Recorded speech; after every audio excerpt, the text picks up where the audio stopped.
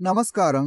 నా పేరు డాక్టర్ పురు ధావన్. ఈరోజు మేము మూత్రపిండాల వైఫల్య రోగులకు నిమ్మకాయ లేదా పెరుగు తినడానికి అనుమతి ఇవ్వడం లేదని గుర్తించాలి. హాయ్, నమస్కారం. నా పేరు డాక్టర్ పూరు ధవన్. ఈరోజు మాట్లాడటానికి కిడ్నీ విఫలతల పేషెంట్స్ లెమన్ లేదా కర్డ్ తినకండి అని అనుకుంటున్నారు.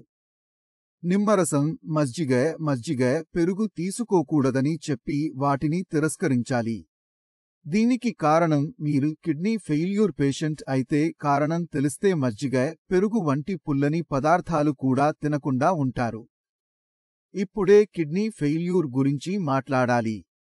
When our kidneys are damaged, toxic substances start accumulating in the body, whether it is catechins or urea. మీకు రిపోర్టులో కేవలం 2 వ్యర్థ పదార్థాలు మాత్రమే కనిపిస్తాయి, కానీ శరీరంలో చాలా వ్యర్థ పదార్థాలు పేరుకుపోతున్నాయి. అందులో ఒకటి యాసిడ్. మీరు మీ యూరిన్ రిపోర్ట్ చూసినట్లయితే మీ మూత్ర నివేదికలో మీ మూత్రం ఆమ్లం ఉంటుంది. అందువల్ల మన మూత్రం ద్వారా మన శరీరంలోని ఆమ్లాన్ని విసర్జిస్తుంది. మన కిడ్నీలు సరిగా పనిచేయకపోతే ఈ యాసిడ్ శరీరం నుంచి వెళ్లకుండా కలిగిపోతుంది. అది బయటకు వెళ్లకుండా ఎక్కడ నిర్ణయించలేదు. అది మీ రక్తంలో కాటెకిన్స్ మరియు యూరియా వంటి పేరుకు కలిగి ఉంటుంది. మీ రక్తంలో ఆమ్లం కూడా కలవడం అనేది మెటాబాలిక్ అసిడోసిస్ అని పిలువుతుంది. చూడండి, మెటాబాలిక్ అసిడోసిస్ యొక్క పక్ష పరిణామాలు ఏమిటివో తెలుసుకోవాలి. మెటాబాలిక్ అసిడోసిస్లో రక్తం ఆమ్లంగా అవుతుంది. When this acidic blood enters the kidneys, it can harm the kidneys. కాటెకిన్ల స్థాయి 3 ఉంటే తదుపరిగా 4 అయితే మరియు అంతేకాకుండా తదుపరిగా 5 అవుతుంది. ఇవాళ పెద్ద స్తింగాలు ఏమి జరుగుతున్నాయి? మెటాబాలిక్ అసిడోసిస్ శరీరంలో ఉంటుందని కారణంగా.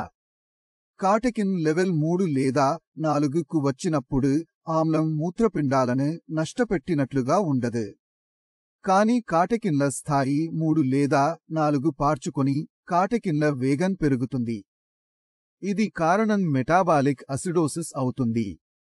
మెటాబాలిక్ అసిడోసిస్ నియంత్రించడానికి ప్రతి డాక్టర్ ఒక వేరే విధంగా పనిచేస్తారు. అధికంగా డాక్టర్లు సోడియం బైకార్బోనేట్ లేదా బేకింగ్ సోడా ఇవ్వడం చేస్తారు. కిడ్నీ ఫెయిల్యూర్ పేషెంట్కు బేకింగ్ సోడా టాబ్లెట్ ఇవ్వడం మెటాబాలిక్ అసిడోసిస్ ని నియంత్రించడానికి మాత్రమే చేస్తారు. When we take this tablet in large quantities, it is important to monitor it closely. Tablet సమర్థత కూడా ముఖ్యమే. ఇది శరీరంలోని ఆమ్లాన్ని తటస్థం చేయగలదా అని తెలుసుకోవడం చాలా ముఖ్యం. దీన్ని శరీరంలో ఆమ్లాన్ని నిర్మూలించగలదాని ప్రభావం తెలుసుకోవాలి. పెరుగు, మజ్జిగ, నిమ్మకాయ వంటి పుల్లని ఆహారాలను మన ఆహారంలో తీసుకుంటే శరీరంలో ఆమ్ల ఆహారాలు తీసుకోవడం చాలా ముఖ్యం.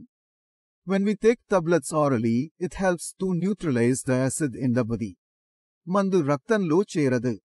మాకు కావలసిన ప్రభావం జఠరంలో జరుపుకున్నప్పుడు జరుగుతుంది.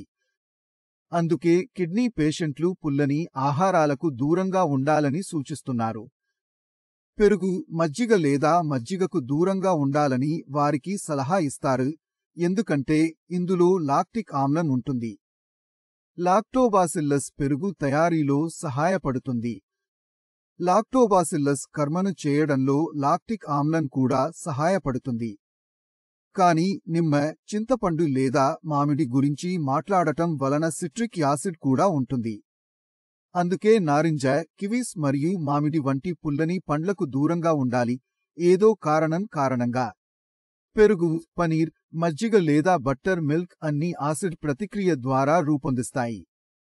ఇది లాక్టిక్ ఆమ్లం కలిగి ఉంటుంది, తక్కువ లేదా ఎక్కువగా. మామిడి తియ్యగా ఉంటుంది, కాబట్టి కొందరికి ఇష్టం. ప్రతి సంవత్సరం ఒక రోగి మామిడి తింటే అవనే తన స్థాయిని పెరగండి. మామిడి రుచిలో తియ్యగా ఉండకపోవచ్చు, కానీ ఇది సిట్రిక్ యాసిడ్ లేదా ఆస్కార్బిక్ ఆమ్లం లేదు. తప్పుగా పొరపాటు పండ్లు తినకూడదు. తప్పుగా పెరుగు తినకూడదు. తప్పుగా పెరుగు తినకూడదు. పొరపాటున పెరుగు తినాలి. రోగికి ఈ పొరపాట్లు జరుగుతున్నాయి. If you don't take the right medication, It can affect your body and increase your urea levels. కాబట్టి వేసవిలో పుల్లని పండ్లను తినడం వల్ల తప్పక ఉండాలి. In summer, what should we eat to reduce this? నేను తర్వాతి వీడియోలో దానిని కవర్ చేస్తాను. తర్వాత వీడియోలో మీరు కలవాలి. అందువల్ల నమస్కారం.